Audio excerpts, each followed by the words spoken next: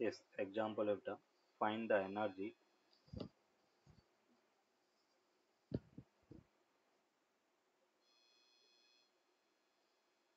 find the energy stored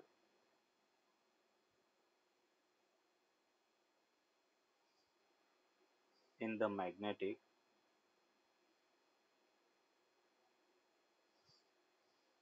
energy stored in the magnetic field inside a volume of a volume of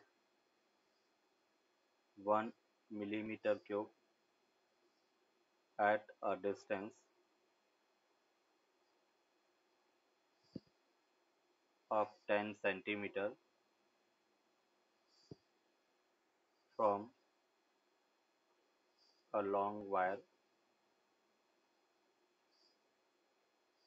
carrying a current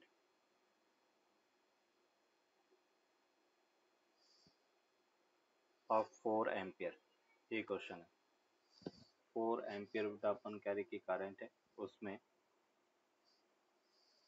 energy store कितना होगा वो अपने को find करना है। Try करो बेटा।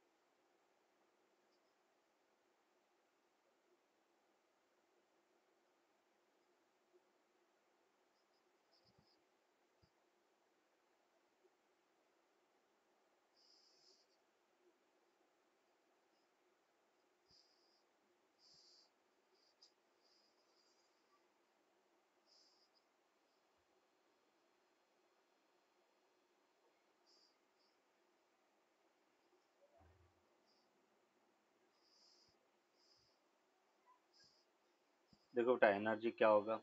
टोटल एनर्जी की अगर अपन बात करें तो वो होता energy density B square upon 2 mu not into the volume के इक्वल होगा।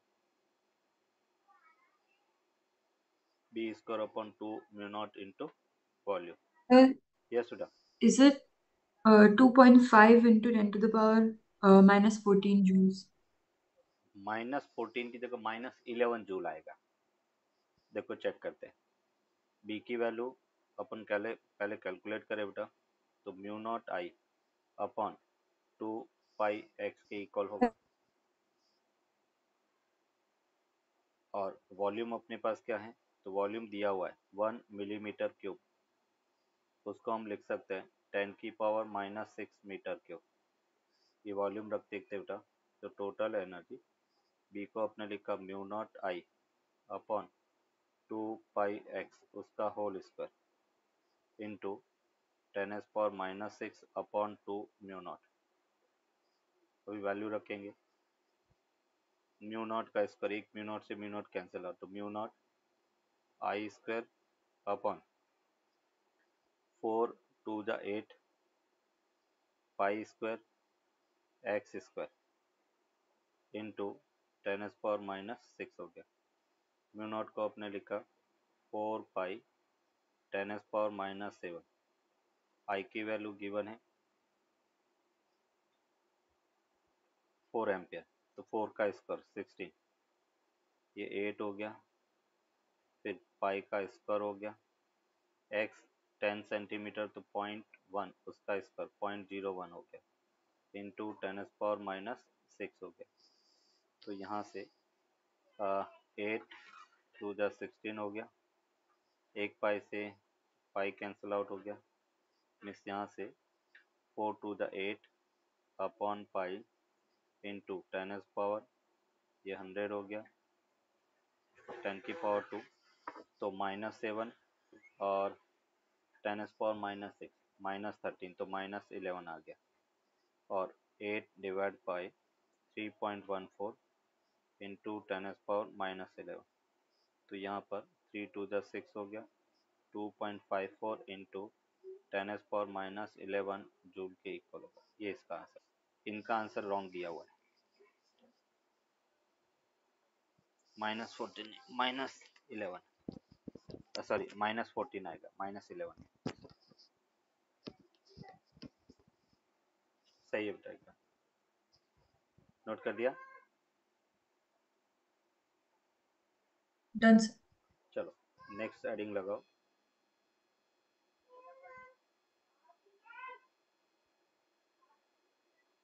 Mutual induction,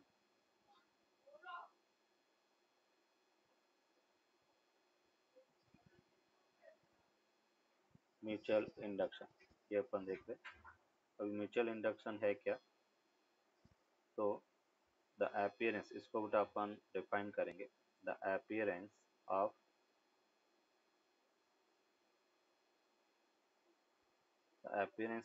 an induced EMF, in one circuit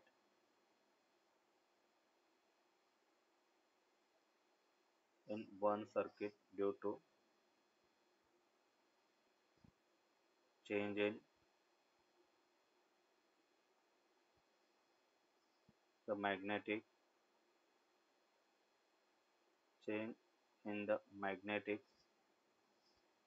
field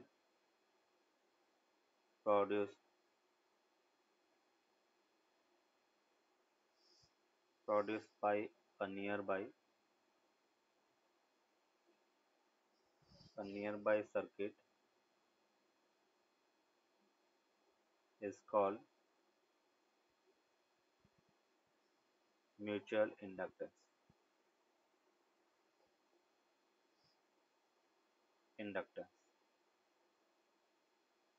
The appearance of induced EMF in one circuit due to the change in magnetic flux field produced by a nearby circuit। जैसे बेटा ये अपने पास एक solenoid है, solenoid के अंदर current I1 है, और इसके पास में एक दूसरा सोलेनॉइड रखा है। तो अभी बेटा अपन कह रहे कि जब फर्स्ट में अपन करंट फ्लो करवाएंगे तो फर्स्ट का फील्ड सेकंड से लिंक होगा, और सेकंड में अपन कह रहे कि फ्लक्स है वो प्रोड्यूस होगा। तो यहाँ पे हम कह सकते हैं कि flux into due to 1 is directly proportional to current flowing in circuit 1 होगा। मीन्स हम कह सकते हैं कि 5 to 1 equals to mutual inductance on 2 due to 1 into I1 के इक्वल होगा, M21 I1 के इक्वल। यहाँ पर जो M21 है that is proportional constant, M21 is proportional constant and which is called mutual inductance, which is called mutual inductance,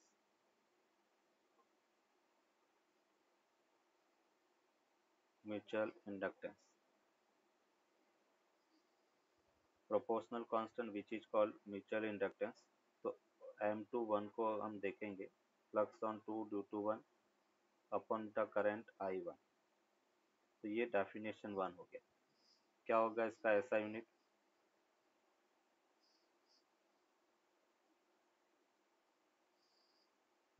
तो अगर हम इसके एसआई यूनिट की बात करें बेटा,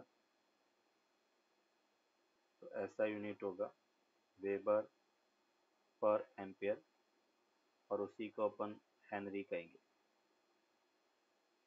हेनरी, ये इसका एसआई यूनिट है।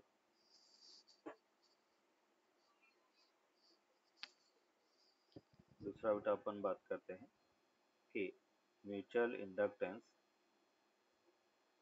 जैसे हमने कहा था सेल्फ इंडक्टेंस वो फ्लक्स और करंट दोनों पे डिपेंड नहीं करता, उसी टाइप से mutual inductance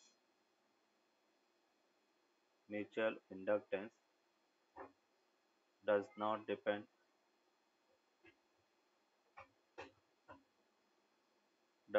depend on first magnetic flux,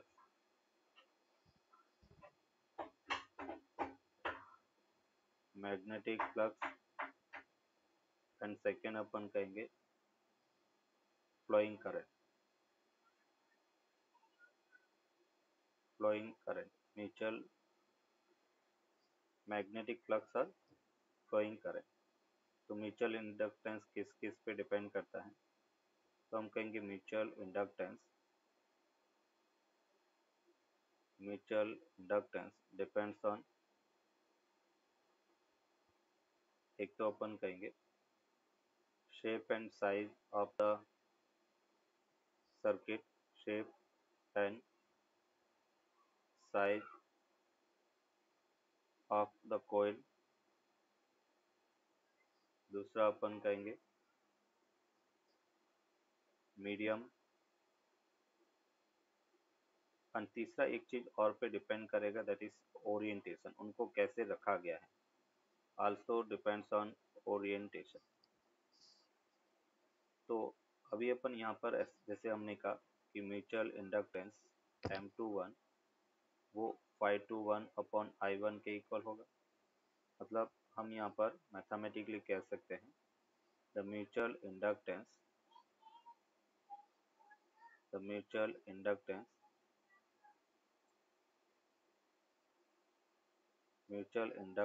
of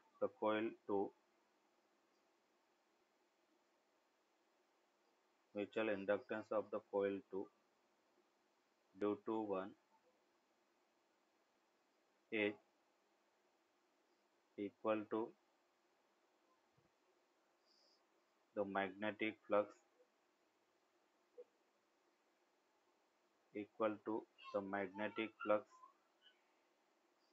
per unit current। ये इसका फर्स्ट डेफिनेशन है, magnetic flux in coil 2 due to 1 and per unit is equal to the magnetic flux per unit current one flowing in coil 1। ये अपन कह रहे कि M21 के equal होगा। एक सबसे इम्पोर्टेंट अपन कह रहे म्यूचुअल इंडक्टेंस है, वो रेसिप्रोसिटी थ्योरम को फॉलो करता है। अभी रेसिप्रोसिटी थ्योरम क्या वो अपन देखेंगे, मीन्स यहाँ पे अपन कह सकते हैं mutual inductance follows the reciprocity theorem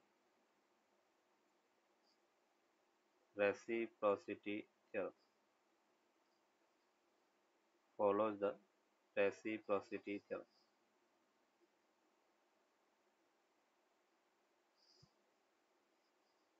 अभी नेक्स्ट बेटा अपन देखेंगे कि रेसिप्रोसिटी थ्योरम है क्या।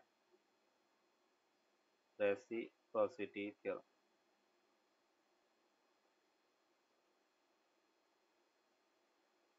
रेसिप्रोसिटी थ्योरम में अपन कहेंगे कि जैसे जब बेटा coil 1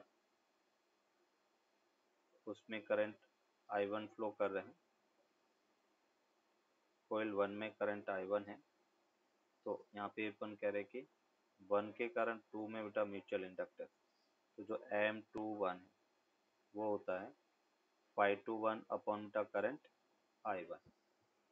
उसी टाइप से अपन कहेंगे अगर मैं कोयल 1 में बेटा करंट फ्लो करता हूँ, सर 2 में, और 1 में फ्लक्स देखता हूँ, और अपन बेटा अपन कह रहे कि करंट I1, करंट की वैल्यू अपन सेम रखे, ये जैसे I था, इसमें बेटा सेम करंट अपन फ्लो करवाएंगे, तो यहाँ से बेटा अपन कह रहे कि फ्लक्स सेम रहेगा, और हम कह सकते हैं M21 इक्वल्स टू M12, और वो M के इक्वल होता है।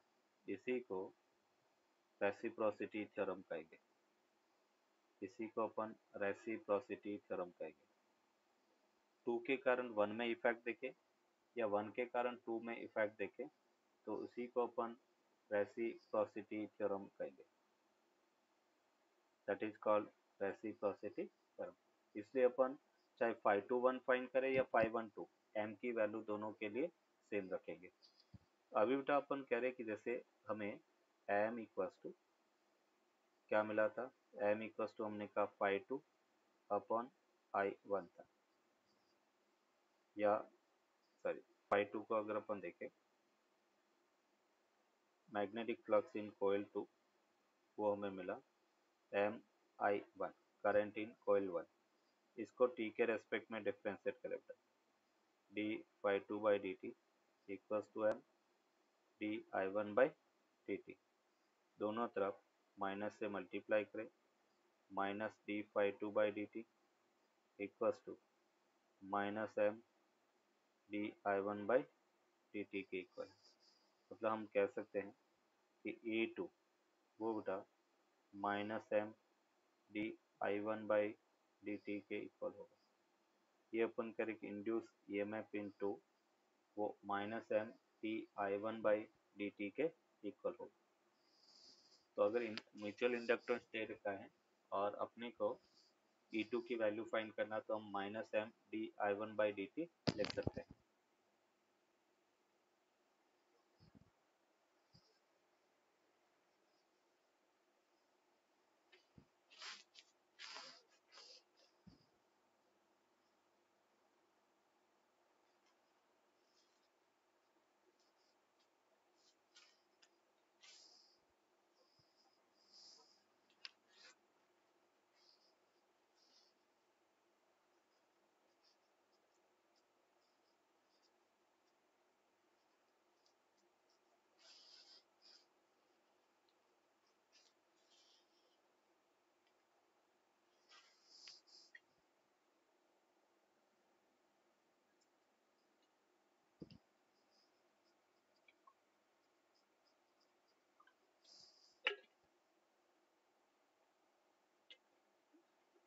Done sir.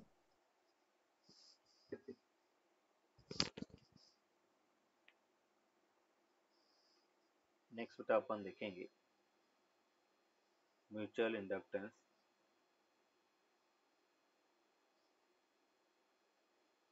Mutual inductance of two coaxial solenoid, mutual inductance of two coaxial solenoid, mutual inductance of two coaxial solenoid, इसकी अपन बात कर रहे हैं। जैसे ये बेटा अपन कह रहे कि एक सोलेनॉइड है,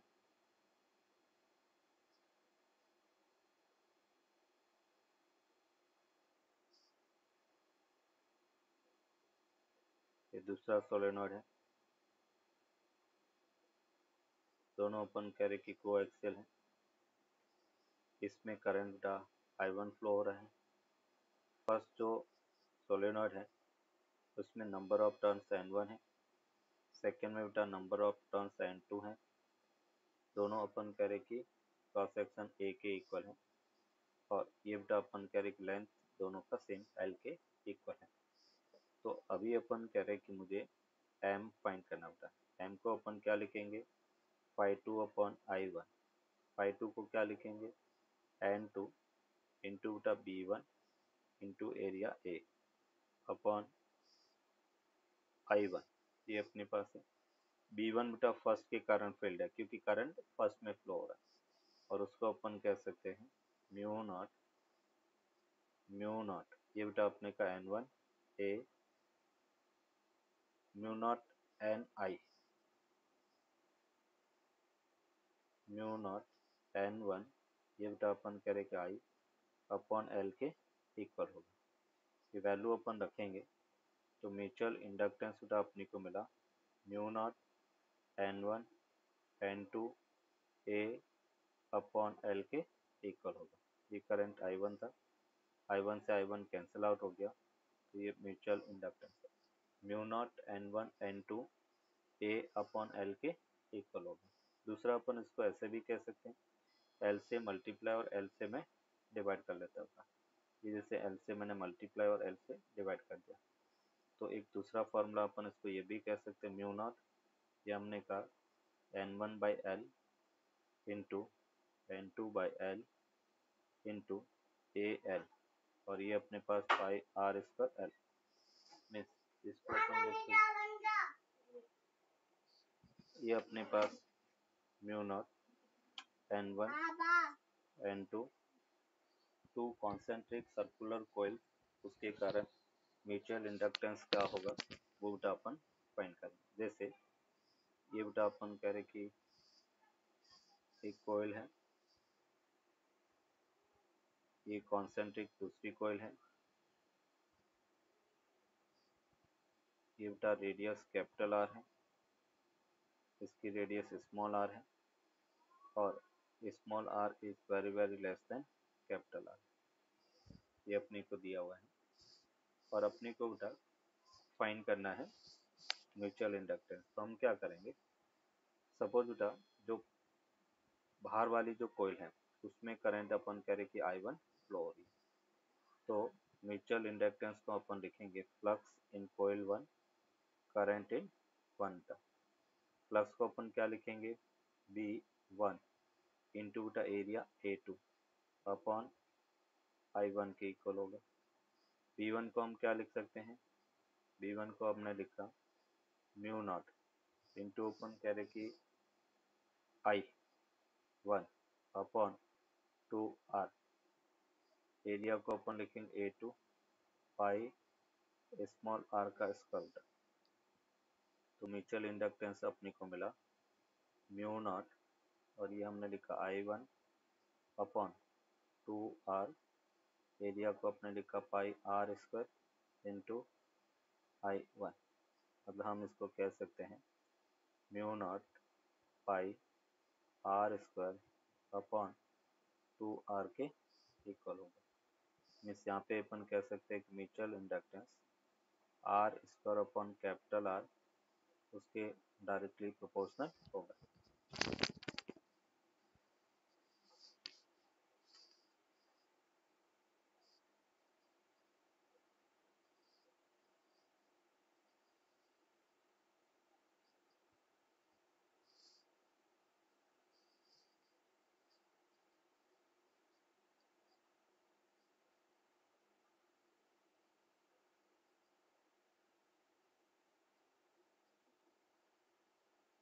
That's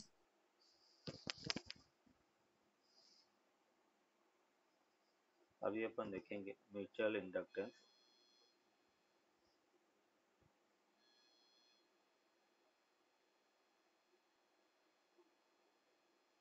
mutual inductance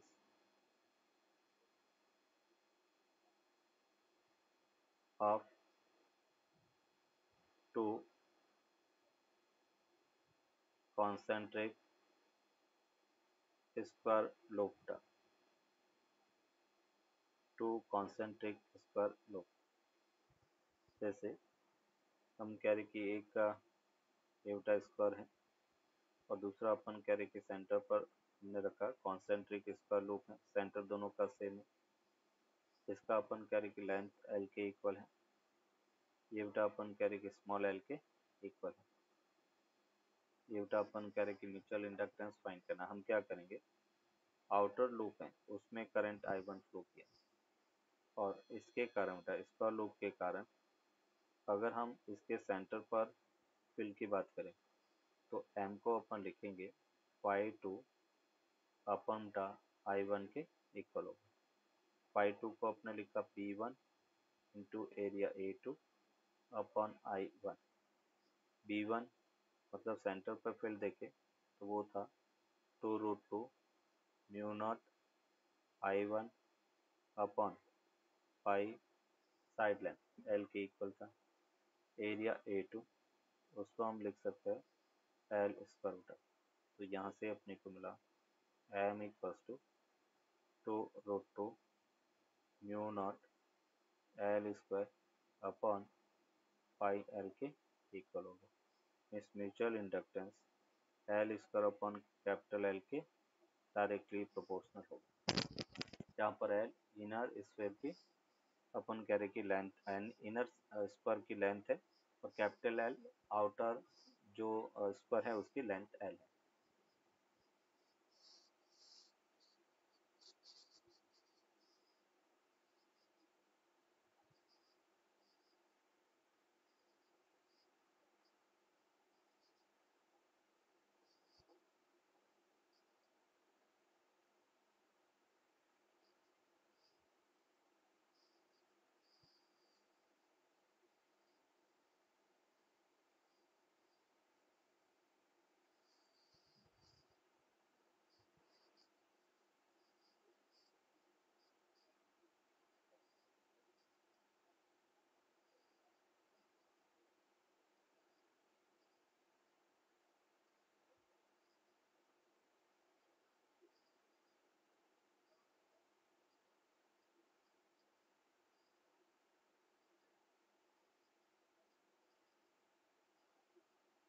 That's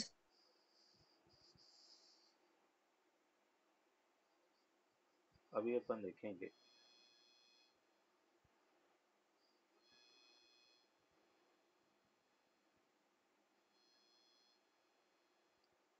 mutual inductance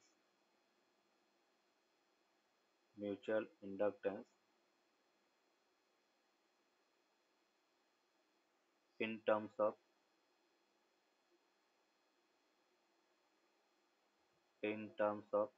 self inductance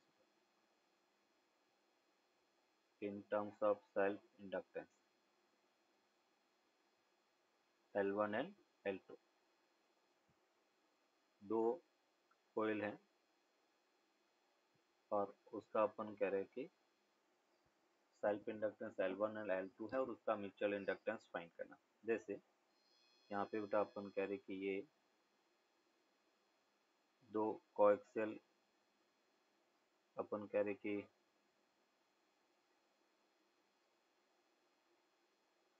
कोयल है, इसमें करंट I1 है, नंबर ऑफ टर्न्स N1 है, इसमें N2 है, कॉमन एरिया बेटा A के इक्वल है, लेंथ L के इक्वल है। तो अगर हम यहाँ पर L1 की बात करें, L1 क्या होगा, mu naught N1 square A upon बेटा L के इक्वल है।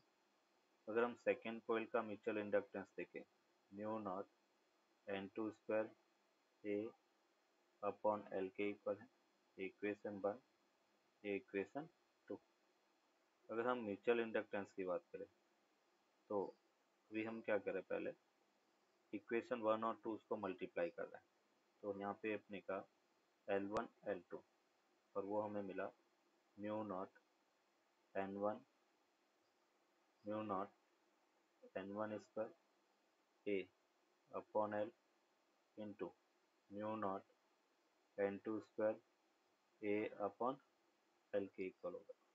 मीन्स L1 L2 और उसको हम लिख सकते हैं mu naught N1 N2 A upon L और उसका होल स्क्वायर हो गया। और ये हमें मिला L1 L2 equals to M square. तो M इक्वल्स टू क्या मिला, रूट L1 L2 के इक्वल होगा। ये बेटा अपन कह रहे कि म्यूचुअल इंडक्टेंस है। अगर L1 L2 पता है तो हम यहाँ पर M equals to root L1 L2 लिख सकते हैं।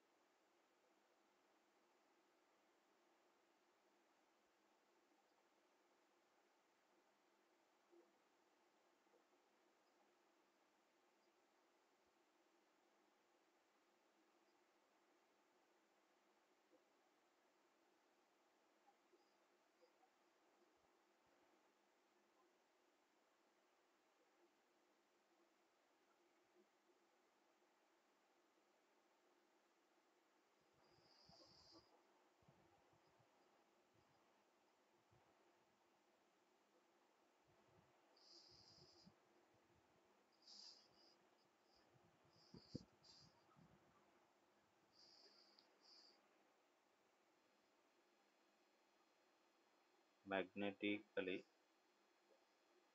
coupled coil,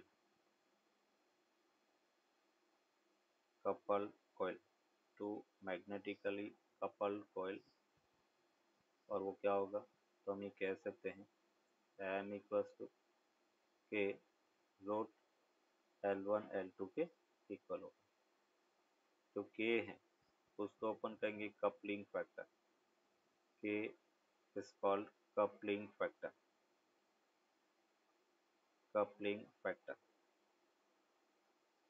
और कपलिंग फैक्टर होता क्या है, k that is equals to magnetic flux,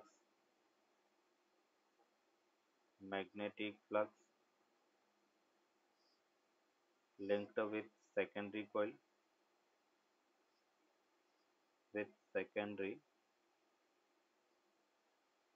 coil upon magnetic flux linked with primary coil, magnetic flux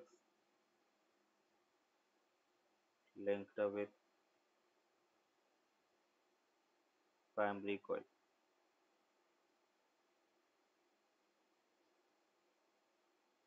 primary coil। तो यहाँ से अपन कह सकते हैं k equals to pi S upon pi P के इक्वल होगा। और इसकी जो वैल्यू है बेटा k, वो greater than 0, greater than equals to 0 and less than equals to 1 के इक्वल। अगर हम कह रहे कि फ्लक्स लिंक नहीं हो रहा है तो k की वैल्यू अपन कह रहे कि 0 होगा। अगर फ्लक्स लिंक हो रहा है तो अपन कह रहे k की वैल्यू 1 होगा, 100% अगर फ्लक्स लिंक हो रहा है।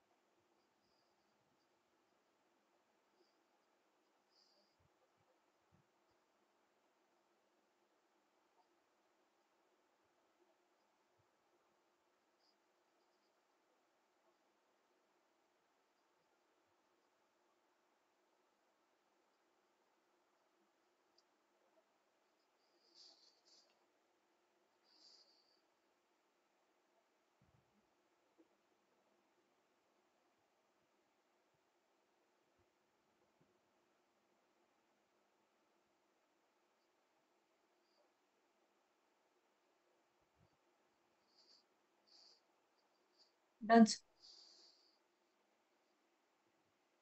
अभी इसमें देखेंगे बेटा k की वैल्यू 1 कब होती है। तो हम कह रहे कि अगर कोयल कुछ इस टाइप से बेटा कोएक्सियल कोयल है, एक कोयल, दूसरी कोयल अपन कह रहे कि इस टाइप से, दोनों कोएक्सियल अगर कोयल है तो उस केस में अपन कह रहे कि k की वैल्यू 1 के इक्वल होगी। अगर सेकेंड का k की वैल्यू मतलब बीच में एयर गैप है, ये इस टाइप से है और ये कुछ डिस्टेंस है t सेपरेशन पे लिखा लगा हुआ है। अभी 100% फ्लक्स अपन कह रहे कि सेकेंडरी में से प्राइमरी में, ये जैसे प्राइमरी कॉइल है ये सेकेंडरी है, यहाँ पे प्राइमरी और सेकेंडरी एक ही कोर पर वाइंड की गई है। तो इसका जो फ्लक्स है वो 100% लिंक नहीं है, इसका मतलब कि 0 और 1 के बीच में होगा। थर्ड अपन बात कर रहे हैं कि अगर ये बेटा अपन कह रहे कि एक कॉइल है, ये दूसरा कॉइल है, दोनों परपेंडिकुलर है, इसका फ्लक्स इधर, इसका फ्लक्स इधर, मतलब अपन कह सकते हैं कि k की वैल्यू वो 0 है और k 0 है तो इसका म्यूचुअल इंडक्टेंस है वो भी 0 के इक्वल है।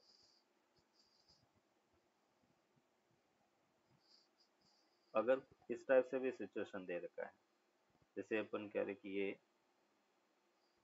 एक कोयल है और दूसरी कोयल अपन कह रहे कि इधर है, तो हम कह रहे कि एक का फ्लक्स दूसरे में कोई लिंक नहीं होगा। तो उस केस में यहाँ पे भी अपन कहेंगे k की वैल्यू 0, परपेंडिकुलर होना जरूरी नहीं है। हम कहेंगे कि flux linked with secondary coil अगर 0 है तो उस केस में अपन कह रहे कि फ्लक्स 0 के इक्वल होगा, सॉरी k 0 है तो म्यूचुअल इंडक्टेंस वो भी 0 के इक्वल होगा। तो उस केस में इसका L इक्विवेलेंट अगर अपन देखें तो L1 plus L2 plus 2 times M के इक्वल होगा, L1 plus L2 plus 2 times M के इक्वल होगा। अगर अपन कह रहे हैं करंट अपोज कर रही है, ये जैसे अपन कह रहे कि एक है, ये दूसरा इंडक्टेंस है, यहाँ पे इधर डॉट है, ये दोनों एक दूसरे को अपोज कर रहे हैं, तो L1 ये अपने पास L2 है, तो उस केस में L इक्वलेंट वो L1 plus L2 minus 2 times M के इक्वल होगा। ये L equivalent L1 plus L2 minus 2 M के इक्वल होगा। अगर हम इसी को उठा पैरेलल कॉम्बिनेशन देखें, इंडक्टेंस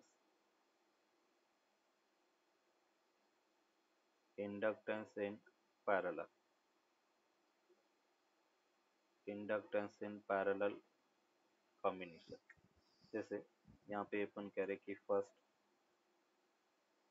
अगर करंट सपोर्ट का देता है ना, तो उस केस में हम उसको लिख सकते हैं 1 upon L equivalent equals to 1 upon L1 plus M plus 1 upon L2 plus M के इक्वल होगा। और अगर करंट अपोज कर रही है तो 1 अपॉन L इक्वलेंट मतलब फ्लक्स अपोज कर रहा है L1 minus M plus 1 upon L2 minus M के इक्वल होगा।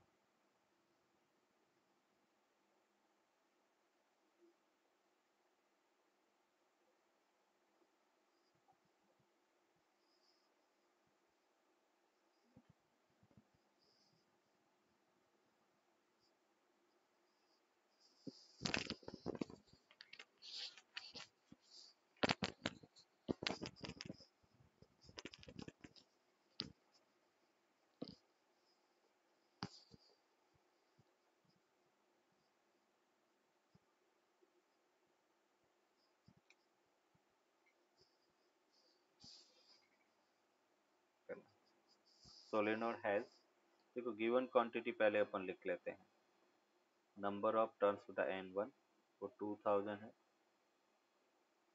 लेंथ L 0.3 मीटर है, N2 300 है, cross section area A 1.2 into 10 power -3 metre square है, और I1 2 एम्पेयर है, I2 -2 एम्पेयर है, रिवर्स हो गया, और डेल्टा T 0.25 सेकेंड है। फाइन क्या करना है, EMF इंड्यूस फाइन करना है, और ठीक है ये अपने को फाइन करना है। अभी EMF इंड्यूस की वैल्यू क्या होता है, E को हम लिख सकते हैं M delta I1 upon delta T। तो अभी delta I1 by delta T तो पता है, M वो फाइन कर लेते पहले, तो M का क्या फॉर्मूला था, mutual inductance mu naught N1 N2 A upon L, ये अपने पास म्यू नॉट की वैल्यू क्या था बेटा 4 पाई इंटू 10 पावर -7, N1 की वैल्यू 2 इंटू 10 पावर 3, N2 की वैल्यू 300, एरिया की वैल्यू 1.2 10 पावर -3, लेंथ की वैल्यू 0.3, ये M की वैल्यू है।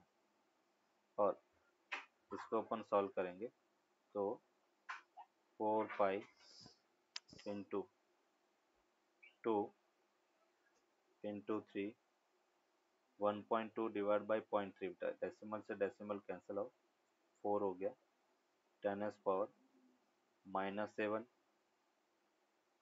+5 एंड -3 के इक्वल है, तो -5 हो गया, 4 टू द 8, 8 3 जा 24 एंड 24 इंटू 4 96, तो 96 पाई इंटू 10 पावर -5 हो गया। और उसको अगर अपन सॉल्व करें तो 96 पाई को अपने 3.14 लिख दिया, 10 power -5 and that will be equals to 3 into 10⁻³ henry, ये एम की वैल्यू मिला। एम पता है, delta I1 upon delta T find कर सकते हैं। देखो इधर ई को एम हमने लिखा 3 into 10⁻³ delta I1 2 minus of -2 और डेल्टा टी अपने पास 0.25। तो यहाँ से बेटा अपने को मिला 3 इंटू 4 10⁻³ और ये बेटा 0.25 100/25 लिख दिया, 4 मिल गया। तो यहाँ से अपने को मिला 48 इंटू 10⁻³ और हम कह सकते हैं 48 मिली वोल्ट, ये इसका आंसर होगा। 48 मिली वोल्ट के इक्वल होगा, ये इसका आंसर करंट। फोकाल्ट ने इसको फाइंड किया था, इसलिए हम उसको फोकाल्ट करंट भी कह सकते हैं, एडी करंट और फोकाल्ट करंट। अब ये करंट होता क्या है कि जब किसी कंडक्टर को वेरिएबल मैग्नेटिक फील्ड से एक्सपोज किया जाता है तो उसमें चेंज इन मैग्नेटिक फ्लक्स के कारण कुछ सर्कुलर करंट फ्लो होना स्टार्ट करती है, उसी को अपन एडी करंट कहेंगे। मीन्स यहाँ पे अपन कह सकते हैं eddy current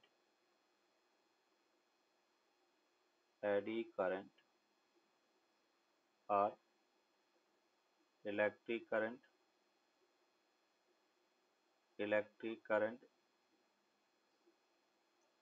induced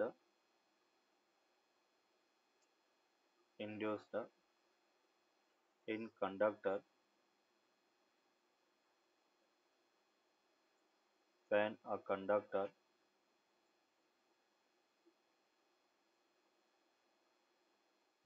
conductor is exposed to a changing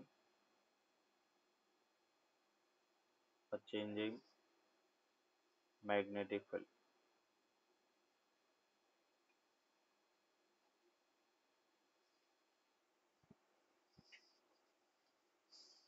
changing magnetic field, तो ये अपन कह रहे कि जब चेंजिंग मैग्नेटिक फील्ड के कारण कुछ सर्कुलर करंट बेटा अपन कह रहे कि फ्लो होने लगती है, तो उसको अपन एडी करंट कहेंगे।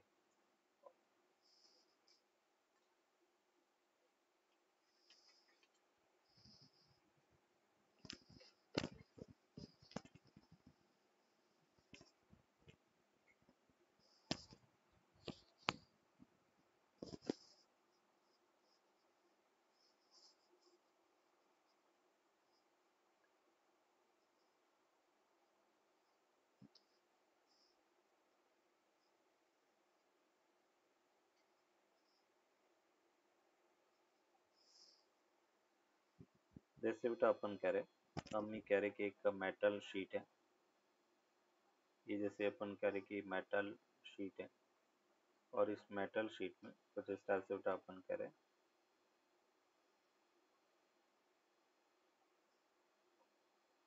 कि अपन कह रहे कि एक मेटल शीट है और इसके अंदर अपन कह रहे कुछ इस टाइप से सर्कुलर करंट फ्लो होना स्टार्ट होती है वेरिएबल मैग्नेटिक फील्ड के कारण। तो इस सर्कुलर करंट को हम एडी करंट कहेंगे। तो यहाँ पे अपन कह रहे कि जैसे ये मैग्नेटिक फील्ड है और इस वेरिएबल मैग्नेटिक फील्ड के कारण कुछ सर्कुलर करंट फ्लो होती है, इसी को अपन एडी करंट कहते हैं, ये एडी करंट है। और इसको फोकाल्ट ने फाइंड किया था, इसलिए इसको अपन फोकल करंट भी कहते हैं। अभी इसका एप्लीकेशन बहुत वास्ट है, तो यहाँ पर अगर अपन देखें application of eddy current,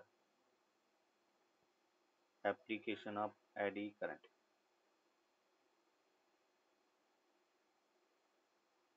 application of eddy current. और एप्लीकेशन ऑफ एडी करंट में सबसे फर्स्ट एप्लीकेशन है एनर्जी मीटर।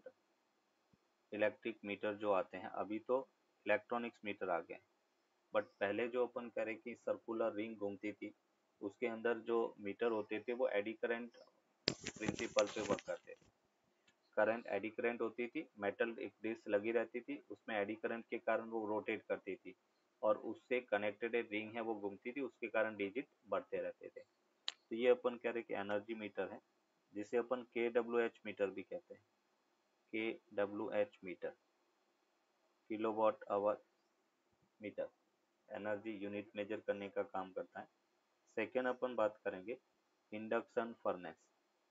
जैसे कोई ओर है और ओर को मेल्ट करना है तो हम induction furnace variable magnetic field में रखेंगे, तो इंडक्शन फर्नेस के कारण अपन कह रहे कि वो मेल्ट होगा।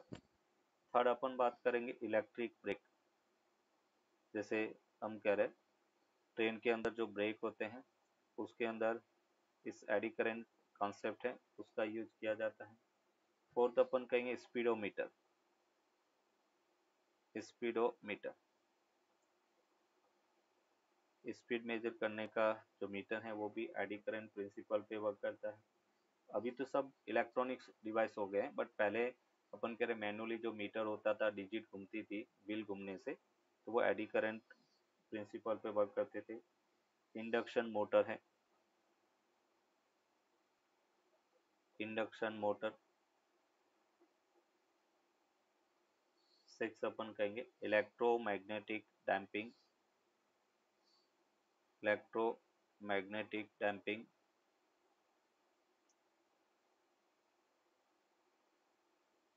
Electromagnetic damping. सेवन अपन कहेंगे इंडक्टोथर्मी।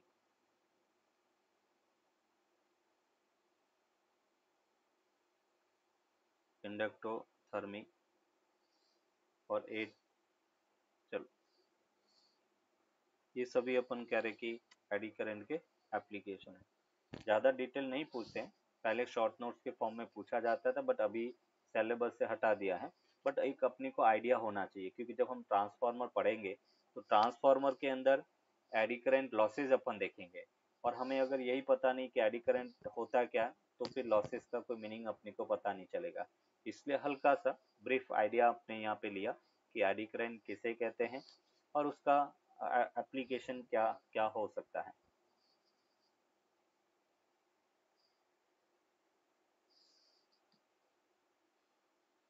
और स्विच को अपने t=0 पर कनेक्ट किया।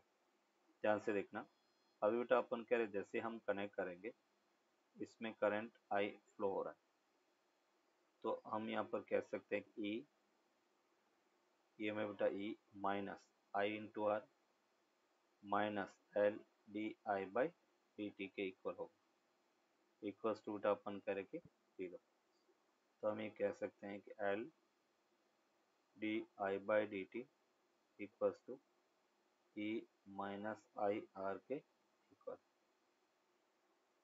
तो हम ये कह सकते हैं एल, हमें बेटा करंट चाहिए, तो D I by D T equals to E minus I R upon L के इक्वल होगा। अभी current as a function of time चाहिए बेटा, तो मैं इसको लिखूंगा D I upon E minus I R equals to, ये बेटा आपने लिखा 1/r, sorry 1/l D T, दोनों तरफ इंटीग्रेशन। t इक्वल्स टू 0 पर करंट की वैल्यू क्या है 0, और t पर अपन करें कि करंट I के इक्वल है। मिस इसको हमने लिखा ln e minus I R upon minus R limit 0 to I equals to t upon r के इक्वल होगा। मिस ये अपने पास ln e minus I R minus ln e, और ये हमने लिखा माइनस टी, सॉरी यहाँ पे एल था, तो इसको अपने लिखा minus R T upon L, minus T R upon L के इक्वल होगा। और ये हमें मिला ln E minus I R upon E minus R T upon L, दोनों तरफ ई की पावर ई एल एन 1 हो गया। आई इक्वल्स टू ओपन करेंगे E by R 1 minus e to the power minus T R upon L के equal होगा। ये current as a function of time है, I as a function of time के equal है।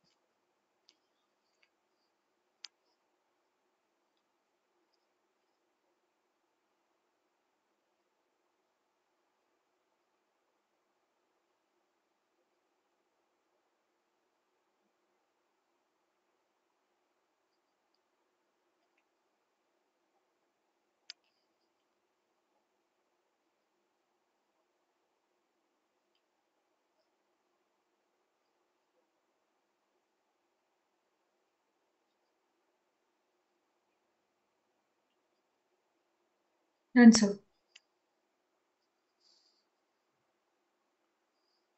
तो यहाँ से अपन कहेंगे कि I equals to I not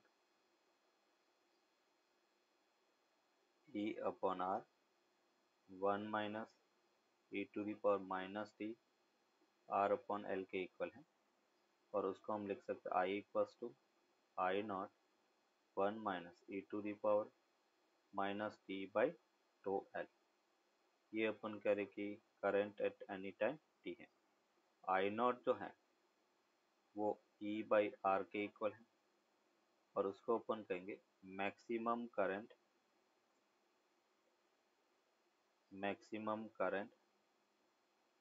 in inductor. Inductor के अंदर मैक्सिमम करंट वो बेटा ई बाई आर के इक्वल है, तो एल है। उसको बेटा अपन लिखेंगे एल अपॉन आर और इसको हम कहेंगे टाइम कांस्टेंट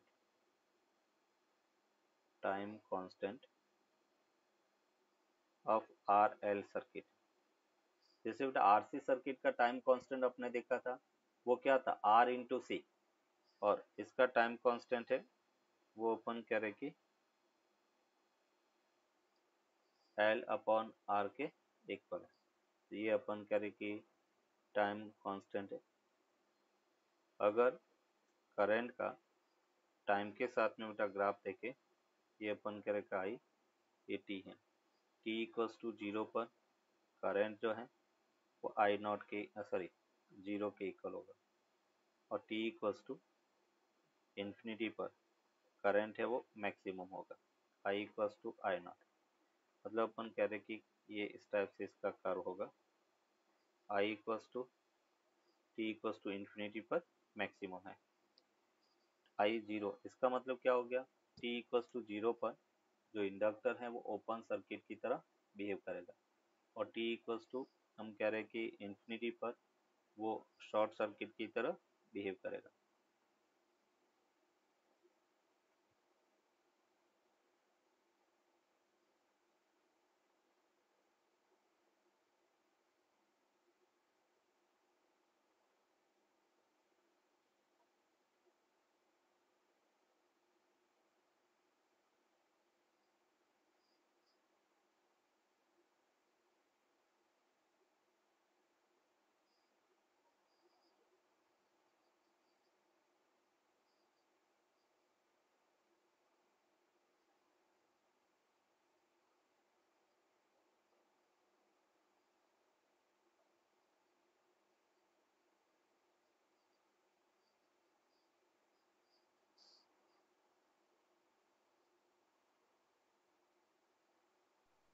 आंसर। अभी यहाँ पे बेटा अपन देखेंगे नोट करके, at T equals to zero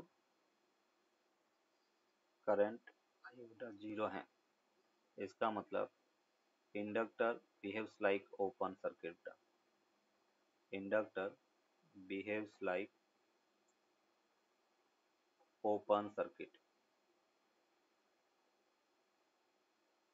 क्योंकि इंडक्टर बेटा करंट चेंज को अपोज करता है, इनिशियल करंट जीरो था तो वो बाद में भी जीरो रखना चाहेगा।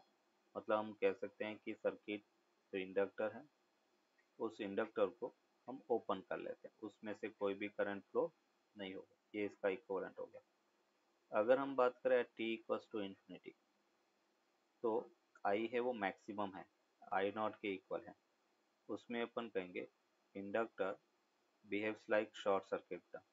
Inductor behaves like short circuit, inductor जो है वो शॉर्ट सर्किट की तरह बिहेव करेगा। मतलब हम ये कह सकते हैं कि ये जैसे इंडक्टर है और यहाँ पे अपन कह रहे कि इस टाइप से ये शॉर्ट सर्किट की तरह काम करेगा। तो inductor behaves like short circuit.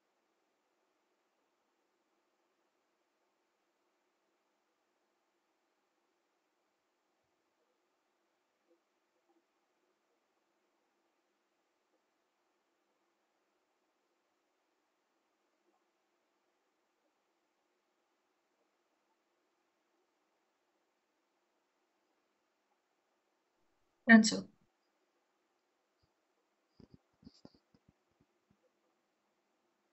ये तो बेटा अपन था ग्रोथ करंट। अभी अपन इसमें देखेंगे डीके करंट। डीके करंट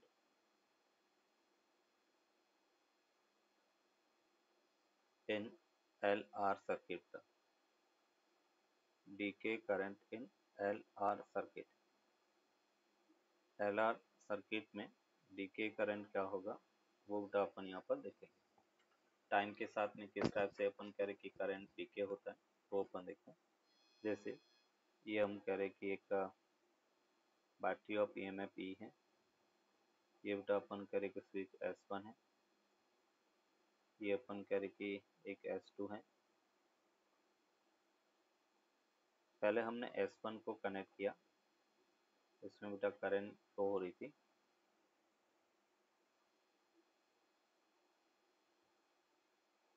और ये बेटा अपन कह रहे कि L है, ये रेजिस्टेंस R है। और जैसे ही अपन इसको कनेक्ट करेंगे, इसको बेटा कनेक्ट किया, तो अभी ये जो इंडक्टर है वो बेटा मतलब करंट कम होगा, मतलब इंडक्टर डिस्चार्ज होगा। जैसे कैपेसिटर में हमने डिस्चार्जिंग देखा था वैसे अपन इसमें देखेंगे। और इसमें बेटा अपन केवीएल अप्लाई करें तो हम कहेंगे रेजिस्टेंस के अक्रॉस ड्रॉप होता है बेटा minus I R minus L D I by D T equals to बेटा क्या होगा जीरो के इक्वल। मीन्स यहाँ से अपन कह सकते हैं कि D I by D T equals minus I upon R L के इक्वल होगा। डी आई अपॉन बेटा I equals to minus R by L D T के इक्वल होगा। T equals to zero, initial current अपन करेंगे I not है और T पे बेटा करंट आई के इक्वल है। मीन्स यहाँ से अपने को मिला एल एन ये बेटा I minus L N I naught equals to ये अपने पास माइनस आर बाई एल और ये टी के इक्वल है। इसको अपन लिख सकते हैं L N I upon I naught equals to minus R by L T के इक्वल है। दोनों तरफ बेटा एंटी लॉग दिया e to the power L N I upon I naught equals to e to the power minus R by L into T. Means यहाँ पे अपन कह सकते हैं I equals to I naught e to the power minus R T by L के equal हो। ये अपन करें कि current at any time T है। I equals to I naught e to the power minus R T by L के equal होगा। इसको बेटा और इसका अगर टाइम के साथ में ग्राफ प्लॉट करें बेटा तो t इक्वल्स टू जीरो पे करंट आई नॉट है बेटा, I equals to I not है, और t इक्वल्स टू इन्फिनिटी पे करंट जीरो हो जाएगा, पूरा का पूरा डीके हो गया, मतलब एक्सपोनेंशियल डीके कर होगा ऐसे बेटा। ये आई नॉट है और ये बेटा t है।